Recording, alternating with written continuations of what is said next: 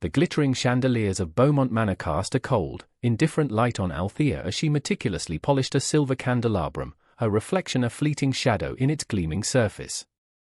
Mr. Reginald Beaumont, a man whose wealth was matched only by his monumental ego, strode into the grand foyer, his bespoke shoes clicking with arrogant precision on the marble floor. He stopped, his gaze, like a physical weight, pressing down on Althea. "Woman," he began, his voice a silken sneer that always made Althea's stomach tighten, "is that smudge I see? Or is it merely a reflection of your usual inadequacy?" His lips curled. "One would think even your background would permit a basic understanding of cleanliness. Or perhaps I expect too much from those accustomed to simpler dwellings." Althea's face remained impassive, a mask of quiet dignity she had perfected over 3 long, arduous years in his employ. Inside, a fire, banked low but never extinguished, smoldered. "No, sir, Mr. Beaumont." "It will be spotless," she replied, her voice soft, betraying none of the storm within. He surveyed her, a hawk appraising a field mouse. "Indeed. See that it is. The annual Beaumont Foundation Gala is tomorrow night. Everything must be pristine." Unlike some of the staff, his eyes, cold and dismissive, swept over her plain, dark uniform. For years, Althea had endured these barbs, these casual cruelties designed to remind her of her perceived place. She was more than just a maid, she was a target for his prejudice, a sounding board for his venom. She represented everything he despised: humility, quiet labor, and a background far removed from his inherited, unearned privilege. He saw her as less than an object, a fixture. He never once saw the keen intellect behind her observant eyes, the resilience forged in a past he could never comprehend. He never saw the woman meticulously cataloguing every sneer, every illicit whisper, every shadowed deal she overheard while silently moving through his opulent world. He saw a maid. And that, he believed, was all she would ever be. Little did he know, the stage for his own spectacular undoing was being set, not by some external force, but by the very person he so casually, so cruelly, underestimated every single day. The millionaire thought it would be the ultimate joke to have his black maid sing at his exclusive gala. He expected caterwauling, a spectacle of embarrassment. What he got was a lesson in humility that cost him everything, and a standing ovation that echoed through the halls of justice. But this was no ordinary maid, and her song was more than just a performance, it was a reckoning.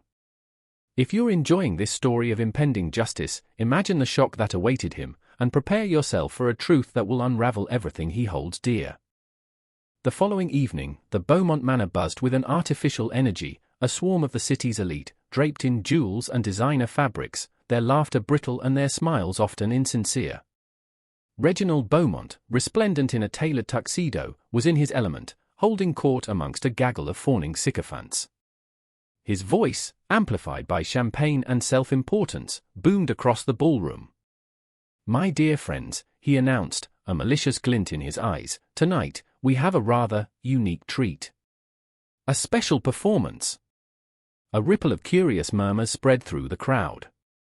Beaumont paused for dramatic effect, his gaze sweeping over his guests, enjoying their anticipation. "You all know my commitment to, shall we say, uplifting the less fortunate," he gestured vaguely. "And in that spirit, I've discovered a hidden talent right here within my own household." He turned, a theatrical flourish, towards the staff entrance. "Ladies and gentlemen, I present to you Althea, my very own maid, who, it seems, fancies herself a songstress." A wave of snickers, quickly suppressed into polite, knowing smiles, went through the assembly. They understood. This was to be sport. A bit of cruel amusement at the expense of the hired help. Mrs. Penelope van der Meer, a woman whose face was a testament to expensive, if not entirely successful, cosmetic surgery, tittered behind her diamond-encrusted fan. "Oh, Reggie, you are wicked. How charitable of you to give her such a spotlight," she simpered, her eyes gleaming with cruel delight. Beaumont beamed, basking in their shared, unspoken understanding. He had instructed Althea earlier, his tone dripping with false magnanimity. "Althea, my girl, I hear you hum sometimes. Why not share your gift with my guests?" It will be a charming little interlude. The implication was clear: refuse, and face consequences, perform, and endure ridicule. He envisioned her stumbling through a simple tune, her voice cracking, her presence an awkward stain on his perfect evening. It would be a story he'd tell for years, another anecdote to illustrate his playful dominance. Althea appeared at the edge of the makeshift stage, a small platform near the orchestra. She wore her simple black maid's uniform, a stark contrast to the glittering assembly. Her hands were clasped before her, her expression unreadable. Beaumont gestured grandly. "The stage is yours, my dear."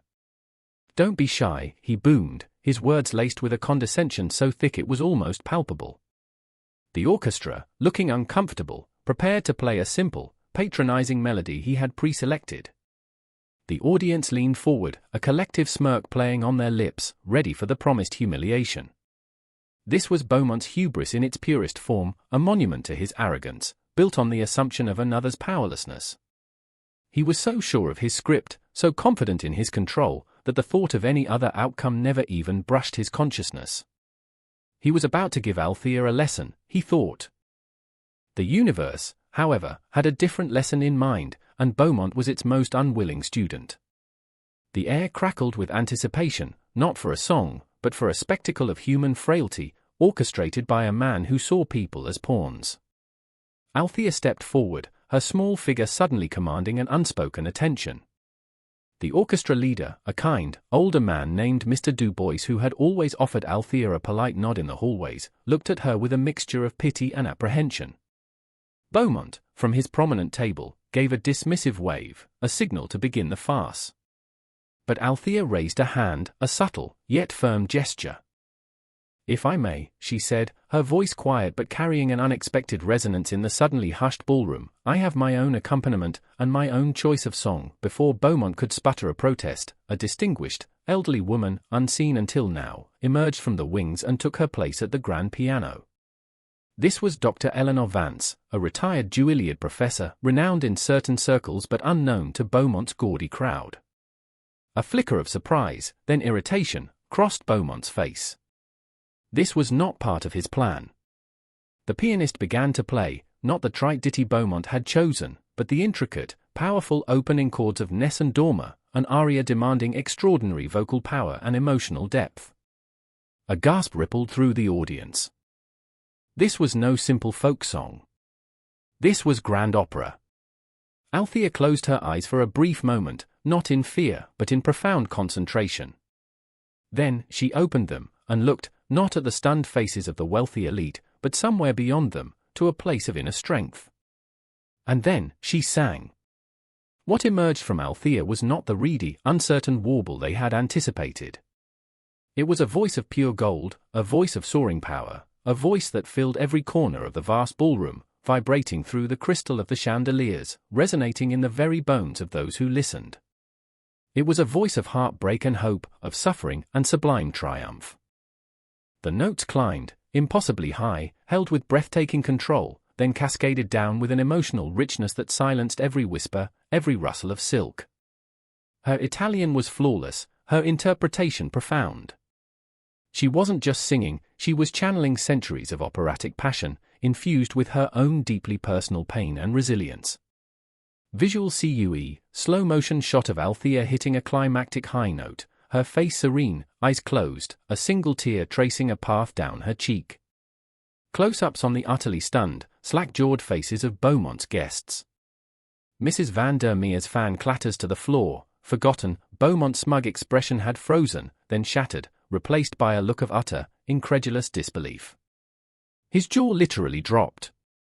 This was not the timid, awkward maid he tormented daily. This was a diva. A force of nature. The song swelled to its magnificent, defiant climax, Vincero. Vincero! I will win. And as the final, triumphant note faded into a deafening silence, Althea stood, no longer a servant in the shadows, but a queen on her stage. The silence held for a heartbeat, too, then erupted. It wasn't polite applause, it was a roar. A standing ovation, spontaneous and thunderous, swept through the ballroom. People were on their feet, tears in their eyes, shouting "Brava! Brava!" Mr. Du Bois, the orchestra leader, was openly weeping, applauding wildly. Dr. Vance at the piano simply smiled, a proud, knowing smile. Althea's hidden power, nurtured in silence, honed in secret, had been unleashed, not as a desperate plea, but as an undeniable declaration. The joke was over. The real performance was just beginning. As the tumultuous applause began to subside, a new, charged silence fell upon the room. Althea did not bow and exit as a performer might. She stood, her quiet dignity now radiating an almost palpable power. Her eyes, clear and unwavering, found Reginald Beaumont, whose face was a mask of confusion, dawning horror, and a rapidly deflating arrogance.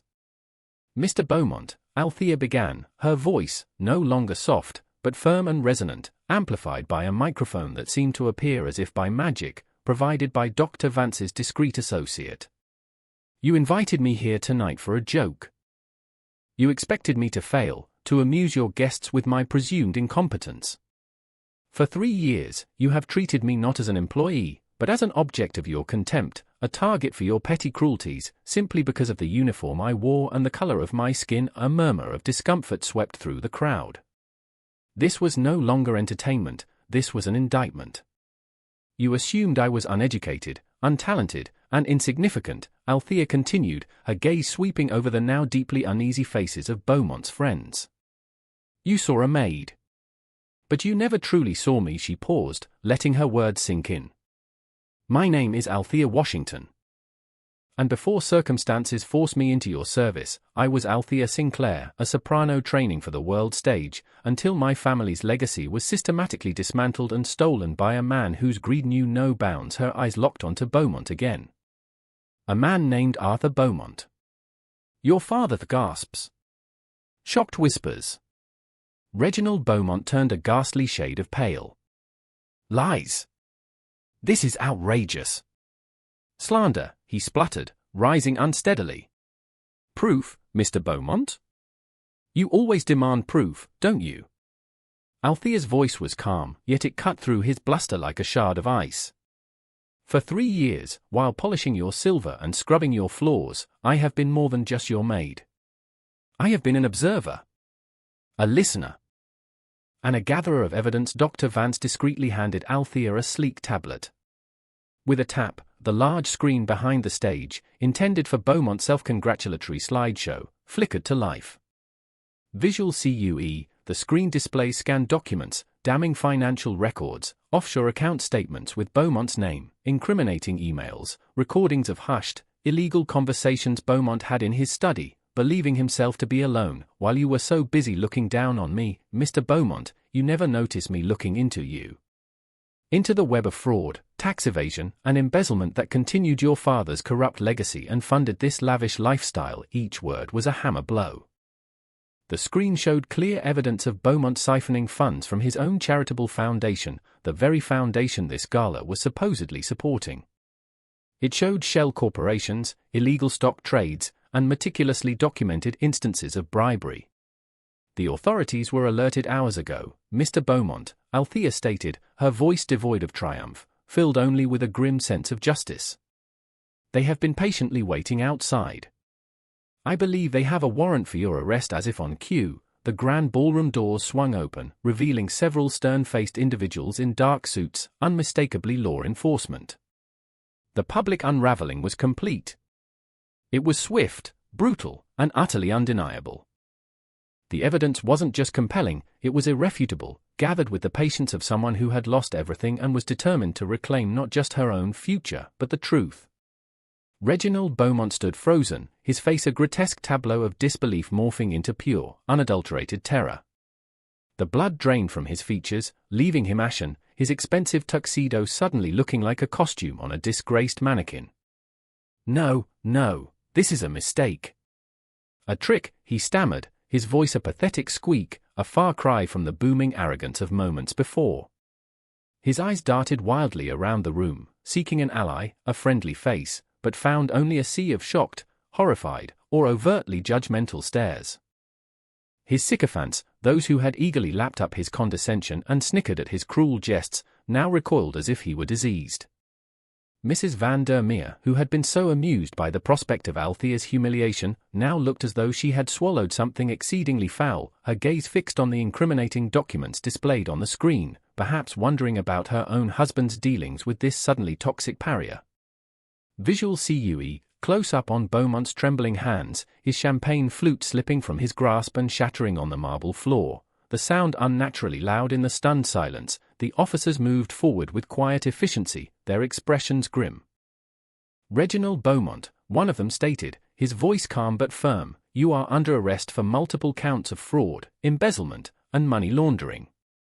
You have the right to remain silent." The metallic click of handcuffs echoed through the opulent ballroom, a stark, brutal sound that signaled the definitive end of an era of unmerited power.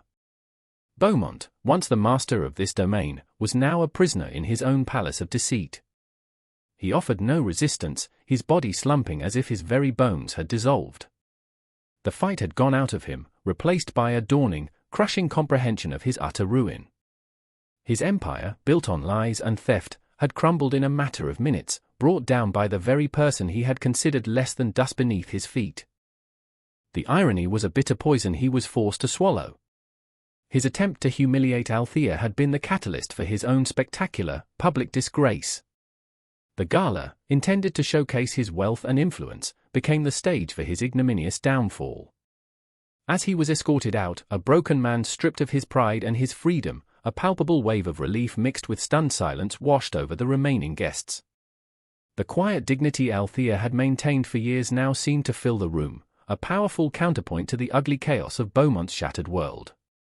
His reputation was in tatters, his fortune seized, his future a grim landscape of courtrooms and consequences. The sycophants began to melt away, eager to distance themselves from the radioactive fallout of Beaumont's collapse, their own complicit laughter now a sour memory. The downfall was absolute, a direct and devastating consequence of his own insufferable arrogance and the cruel belief that some people simply didn't matter. He had sowed contempt, and he reaped utter desolation. In the weeks and months that followed, Althea Washington, no longer Sinclair the dispossessed or Althea the Maid, became a symbol of quiet resilience and righteous victory. The story of the millionaire and the maid who sang truth to power captivated the city, then the nation. Legal proceedings against Reginald Beaumont were swift, the evidence Althea had meticulously gathered was overwhelming. He was found guilty on all charges, his ill-gotten fortune largely confiscated and redirected, some to the state, and a significant portion, through legal restitution, returned to the victims of his and his father's schemes, including the Sinclair estate. Althea, her family's name cleared and their legacy partially restored, did not simply retreat into a quiet life of recovered wealth. The fire that had smoldered within her for so long now burned brightly, not with anger, but with purpose. With her reclaimed resources and the unexpected platform her story had given her, she established the Phoenix Aria Foundation, visual CUE, montage showing Althea, now elegantly dressed but with the same calm, determined expression, overseeing the construction of a beautiful new art center in an underserved neighborhood.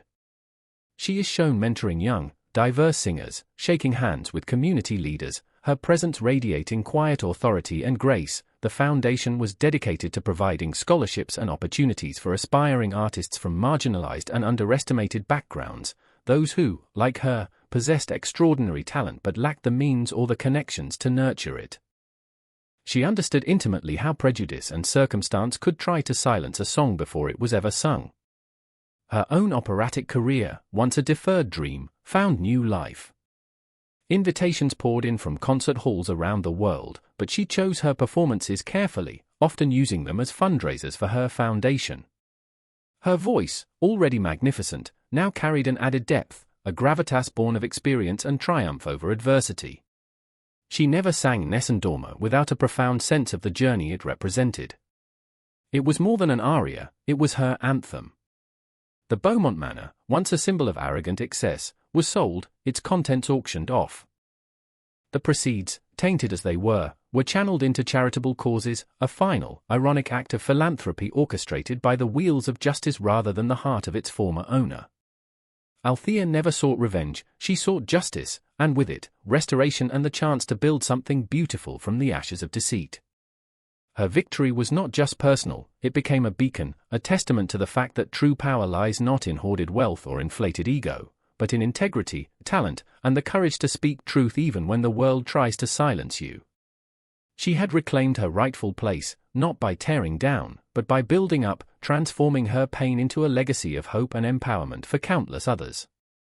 Her triumph was a symphony of resilience, its final notes echoing with the promise of a more just and harmonious world, one where every voice, no matter how humble its beginnings, has the chance to be heard. And so, the tale of Althea Washington and Reginald Beaumont serves as a profound and enduring reminder to us all. It speaks to the insidious nature of prejudice, the blindness of arrogance, and the often unseen strength that resides within those who are underestimated. If Althea's story has moved you, if you believe in the power of quiet strength and the eventual triumph of justice, then let her victory be a lesson etched in your heart. Never judge a soul by their station, their attire, or the silence they keep. For within that silence, a mind may be observing, a spirit may be enduring, and a talent may be blossoming, waiting for its moment to irrevocably change the world. True power is not displayed in loud pronouncements or opulent displays, it is cultivated in the quiet chambers of the heart, in resilience, in integrity, and in the unwavering belief in one's own worth and the worth of others. Reginald Beaumont built his world on a foundation of contempt and illusion, and it crumbled at the first note of truth. Althea built her response on a foundation of dignity and fact, and her song of justice continues to resonate, inspiring those who have been marginalized and cautioning those who dare to oppress. Remember that the human spirit, when pushed, can summon extraordinary courage, and that karma, though sometimes slow, often arrives with a poetic and undeniable precision. The Maid song was a catalyst, but the Millionaire's downfall was entirely his own composition, a symphony of hubris played out to its inevitable, disastrous finale. Let us all strive to listen more closely to the quiet voices, for they may carry the most powerful melodies of all, melodies of change, hope, and the enduring truth that dignity can never be truly extinguished. What happened next for Althea was not just a personal victory, but a resounding chord in the ongoing symphony of human resilience, a reminder that every act of underestimation is merely an invitation for the underestimated to eventually, spectacularly, prove the world wrong.